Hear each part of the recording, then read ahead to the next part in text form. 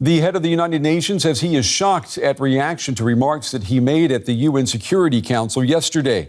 Antonio Guterres says he clearly condemned the October 7th Hamas terror attacks against Israel. But in that speech, he also described Israel's bombing of Gaza as, quote, collective punishment of Palestinians. I am shocked by the misrepresentations by some of my statement yesterday in the Security Council, as if I was justifying acts of terror by Hamas. This is false. It was the opposite. In the beginning of my intervention yesterday, I clearly stated, and I quote, I have condemned unequivocally the horrifying and unprecedented 7 October acts of terror by Hamas in Israel. Nothing can justify the deliberate killing, injuring, and kidnapping of civilians or the launching of rockets against civilian targets. End quote. Indeed, I spoke of the grievances of the Palestinian people. And in doing so, I also clearly stated, and I quote, but the grievances of the Palestinian people cannot justify the appalling attacks by Hamas. End quote.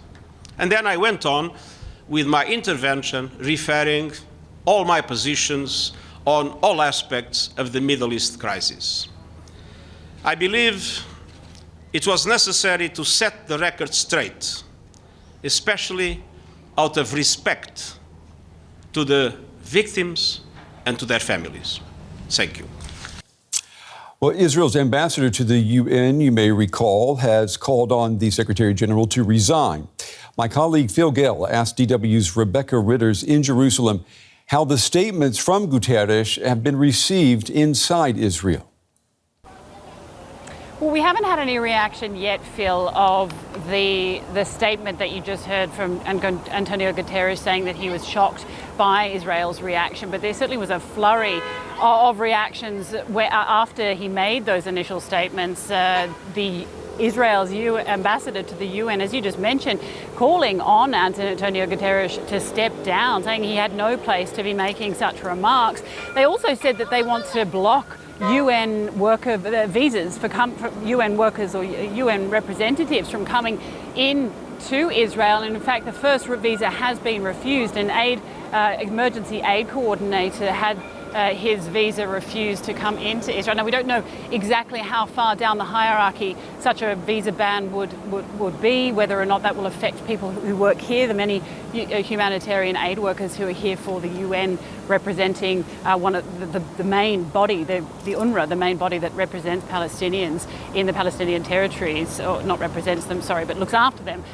So, we're not really sure exactly how far that will go, but we're seeing that they are standing by their words, having refused that first visa, and absolutely furious. The Israeli ambassador wasn't the only one to be furious. There are other people, the chairman of Yad Vashem, also expressing outrage by Guterres' comments, but as you heard there, Guterres feeling firmly that he's been misinterpreted.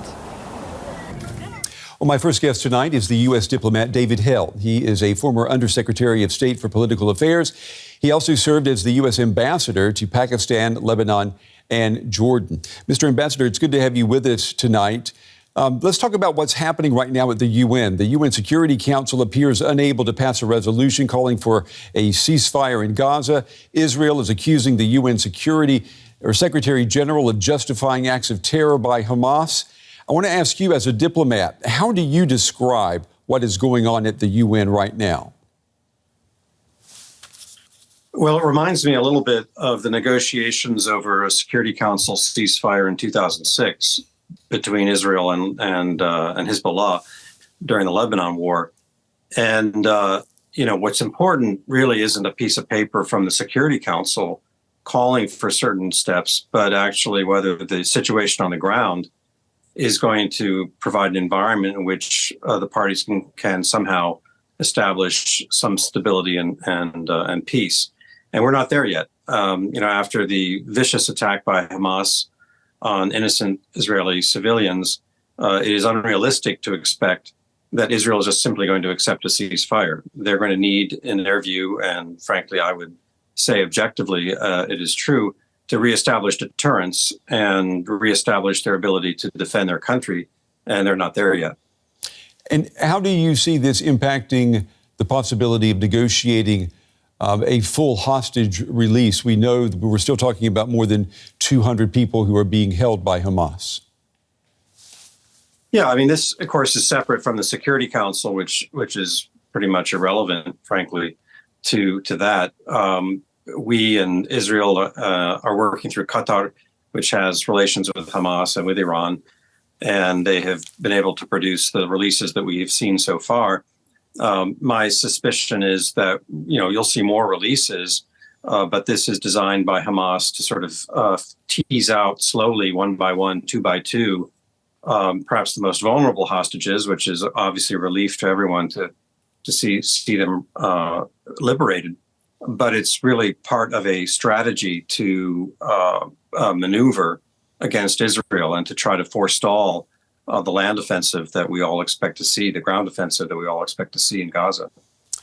U.S. President Biden today, he called for a two-state solution, also calling for settler violence to stop. It sounds like a reiteration of standing U.S. policy. What should we read into it today?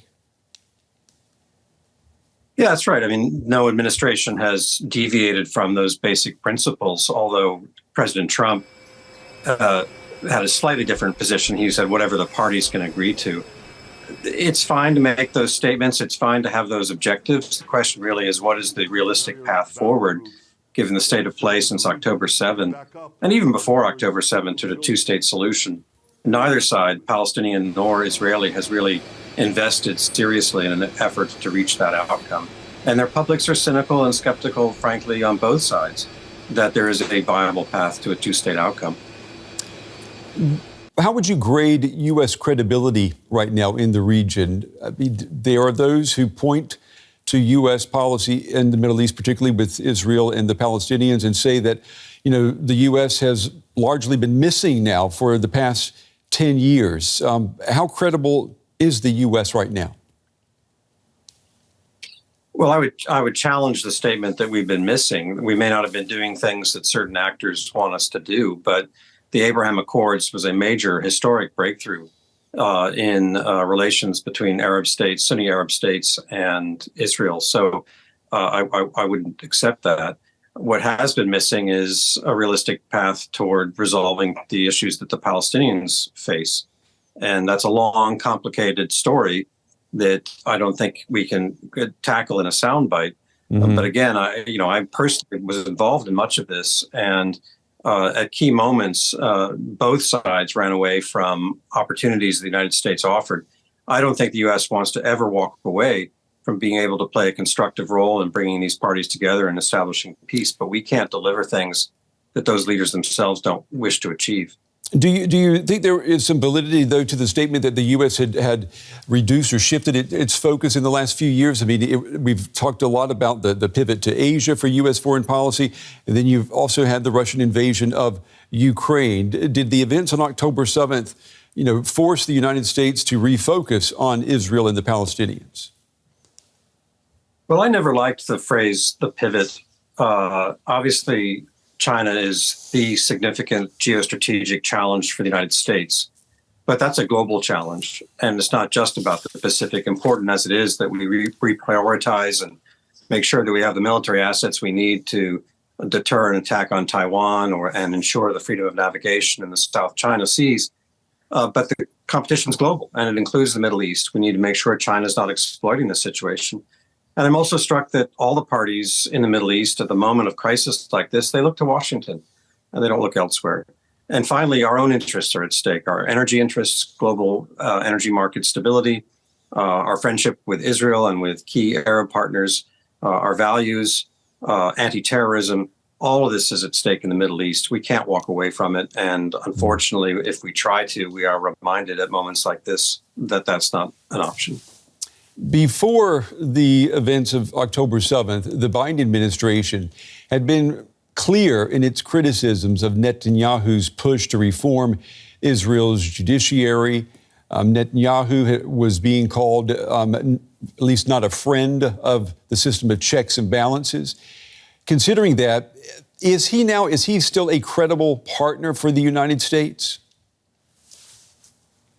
Well, he's the prime minister of Israel, so we don't. It's not for us to choose. I've seen every president during Bibi Netanyahu's tenure up close, dealing with him, and he's the Israeli prime minister American presidents love to hate. But he's elected time and time again. He will face accountability after what's happened once this campaign is over, and I suspect he's going to have some difficulties. But it's not for us to choose, and I was uncomfortable. Wherever you stand on the judicial question in Israel, I'm uncomfortable when I see American officials try to dictate to foreign officials in a democracy how to conduct their affairs. Do you get the feeling that the Biden administration, Secretary of State Antony Blinken, that there has been an attempt somewhat to at least set up guardrails for Israel to stay within, considering what's going on? Well, in my experience, since Ronald Reagan and the siege of Beirut and the big blow-ups that he had with Menachem Begin, most American presidents have tried to avoid being in a position of advising Israeli officials about military tactics. It's up to Israel to defend itself. We provide our friend the support they need, but not dictating the military decisions that they have to make, because we don't want to own them. That's for them. I do sense that President Biden is leaning a bit forward compared to the past, and I think it's a responsible thing for an American president to ask questions, particularly, what's next after this operation occurs, as it appears to be the plan for a ground operation. What's next? What's a realistic set of objectives for this campaign? Because we're together going to have to be dealing with the fallout from it. Yeah, I think a lot of people in the Middle East and on both sides of the Atlantic are posing that very question, what is next? Ambassador David Hale, Ambassador, we appreciate your time and your analysis tonight. Thank you. Thank you very much. Good night.